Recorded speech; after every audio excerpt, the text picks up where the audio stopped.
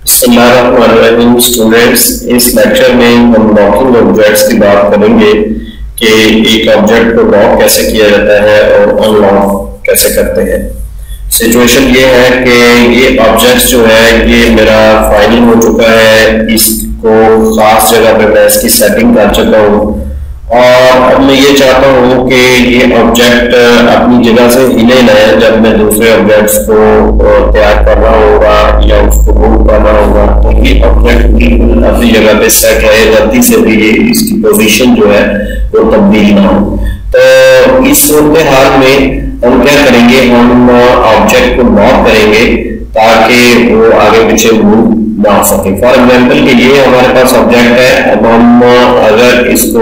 यहाँ पे आगे पीछे मूव करते हैं तो ये मूव हो जाएगा, लेकिन अगर हम चाह रहे हैं कि इस पूरे ऑब्जेक्ट को जिसके ऊपर मल्टीमीडिया यूनिवर्सिटी ऑफ पाकिस्तान लिखा हुआ है हम इसको मूव ना होने दें, तो हमें इसको लॉक करना पड़ेगा। तो आप इसको सिलेक्ट करें और इस पे राइट क्लिक करें, तो यहाँ पे आपको लॉक ऑब्जेक्ट की ऑप्शन मिलेगी, आप इसको क्लिक कर दें। जैसे ही आप इसको क्लिक कर लेंगे तो आपके ऑब्जेक्ट के गिर्द जो है वो छोटे छोटे हैंडल्स आ जाएंगे एक लॉक की सूरत में। अब ये ऑब्जेक्ट लॉक हो गया है, आप इसको मूव नहीं कर सकते आगे पीछे। अब इसी तरह अगर आपके पास एक से ज्यादा ऑब्जेक्ट है, आप इसको भी लॉक करना चाह रहे हैं तो राइट क्लिक करें, लॉक कर दें, या आप अरेंज मेन्यू के अंदर भी यहाँ पे आपको लॉक अनलॉक के ऑप्शन मिलेंगे। फॉर एग्जाम्पल इस ऑब्जेक्ट को भी हम लॉक करना चाह रहे हैं ताकि अपनी जगह से ना हिले और इसको कोई तब्दीली ना हो सके, तो हम इसको भी लॉक कर देंगे।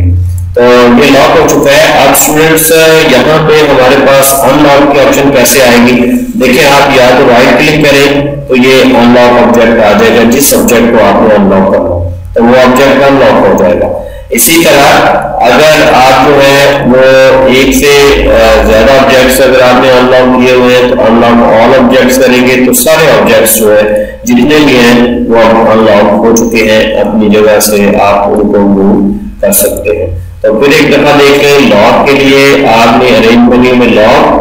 अनलॉक के लिए उसी तरह अनलॉक और अनलॉक ऑल ऑब्जेक्ट्स के अगर एक से ज्यादा ऑब्जेक्ट्स लॉक किए हुए हैं तो उनको अनलॉक करना है तो आप यहाँ से कर सकते हैं अरेंज मेन्यू के अंदर से।